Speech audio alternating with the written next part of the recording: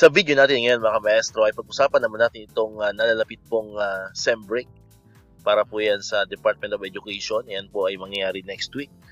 Ayan, so 1 week po yan na health break or semestral break. Ayan, kung ano naman ang tawag dyan. So usapin po ngayon mga kamaestro, marami nagtatanong kung makakaroon po ba tayo ng inset. Ayan, kasi di ba sa mga nakaraang mga taon, mga nakaraang school year ay mayroon po tayo mga inset na ginaganap tuwing SEM break po. So usually nangyayari, mga bata lang po yung nag-health break, then yung mga teachers ay nagkakaroon ng inset.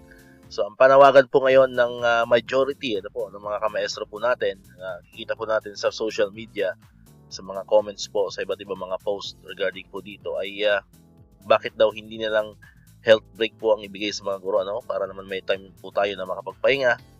And lalo na po ngayon, di ba, sa mga maraming suliranin na nangyayari po sa ating bansa, maliban po sa mga sakuna katulad ng lindol, ay mayroon din tayong lalo na ngayon dito sa Calabarzon, sa NCR, yung napapabalitang pagdami ng mga biktima po ng mga or sakit ng influenza-like illness. Then maliban doon, yung mga issue pa sa gobyerno, yung mga about sa corruption na hanggang ngayon ay hindi pa rin po nabibigyang linaw, wala pa rin napaparusahan. So marami po tayong mga suliraning kinakaharap. So what if bigyan naman ng deserved na health break po ang mga teachers para pagdating po ng second half ng atin pong school year 2025-2026 na mangyayari po ngayong November ay talagang ready ulit tayo makipaglaban sa hamon ng buhay bilang isang teacher. Ayan, so yan po yung usapin na hanggang sa kasalukuyan po ay wala pa naman po paglilinaw ang DepEd. Ayan, wala pa naman pong final na desisyon, although sa pagkakalam po natin ay may nakaamba talagang inset So antayin pa rin natin antayin natin yung magiging final na decision po ng Department of Education patungkol nga dito sa health break ba or mayroon tayong inset. And kaugnay po dito ay nagbigay liham po si Sir Benjo Basas, syempre ang aming pong chairperson ng Teachers Dignity Coalition. Ayan, so credits po sa official Facebook page ni Sir Benjo Basas at ng aming grupo, ang TDC. Ayan, so kaya ako nasasabing aming grupo kasi syempre si El Maestro po ay isa na rin po, kabilang na rin po tayo sa official member na po ng Teachers Dignity Coalition. Ayan, so napapasama na rin po tayo sa mga dialogue ng TDC sa DepEd. So, at proud po tayo dyan mga kamaestro. So, tayo po ay isa ng ganap na Teachers Dignity Coalition member. So, dati ay binabalita lang natin to sa channel natin. Pero ngayon po ay proud to say na tayo po ay kabilang na sa TDC. Ayan, so yung ibang mga kamaestro natin yan na gustong mag-member ng TDC, ayan, follow nyo lang po si Sir Benjo Basas at ang aming page, ang Teachers Dignity Coalition. Doon po nilalagay yung mga link para kayo po ay makapag-register. Ito po yung naging liham ni Sir Benjo in behalf of the TDC, ni Sir Benjo Basas, ang aming pong National Chairperson sa DepEd.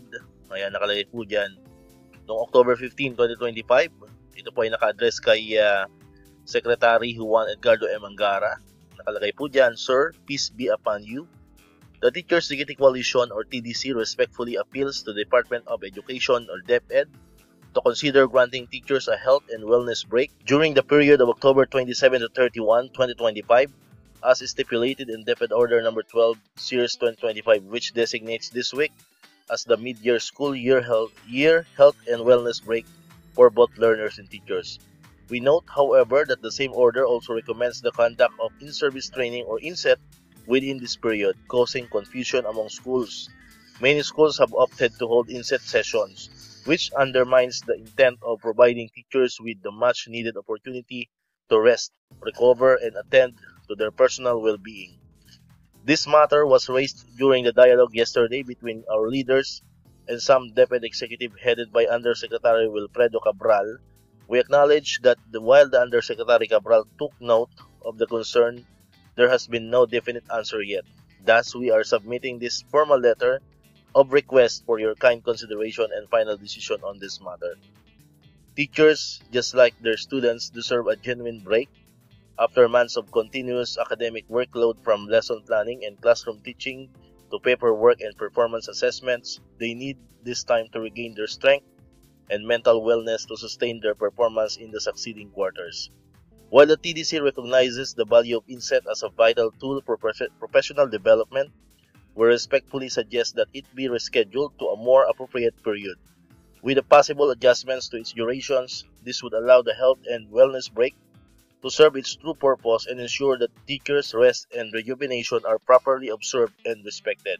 We also urge the department to review the current implementation of INSET programs in schools to ensure that these activities, which are publicly funded, genuinely contribute to teachers' professional growth rather than adding to their workload and fatigue.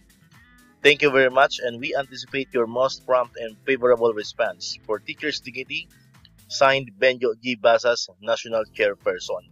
Ayan, so yan po yung nilalaman po ng liham, mga kamaestro, na ipinadala po ni Sir Benjo Basas. Actually, last week po ito mga kamaestro, So ang date po nito ay October 15, 2025. Ayan, so kung kayo po ang tatanungin mga kamaestro, ano po ba yung reaction nyo tungkol dito sa usapin na ito? Payag ba kayo na magkaroon po tayo ng isang health break na kung saan tayo po ay hindi na magkakaroon pa ng mga INSET o mga trainings ngayon pong darating na linggo, na magsimula po yan, I think, October 27, po mga kamaestro? Or, sa tingin nyo, kailangan ba talaga magkaroon tayo ng INSET sa mga schools po natin?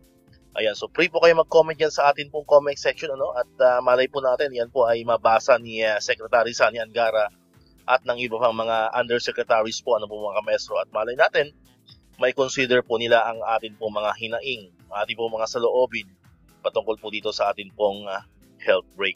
Alright, so dito ko natatapusin itong ating video ngayon mga kamaestro. Kung di ka pa nakakapag-subscribe, click mo na ang subscribe button dyan para ikaw yung unang nakapanood ng mga videos na ina-upload natin. Katulad ito, yung mga updates pa rin tungkol sa DepEd and sa mga benefits sa mga teachers and government employees. And syempre, click mo na rin ang notification bell button para manonotify ka, always updated ka pag may mga bago tayong uploaded videos. Sa muli, maraming salamat sa inyong panonood at pakikinig. Once again, El Maestro, see you on my next vlog. Bye-bye!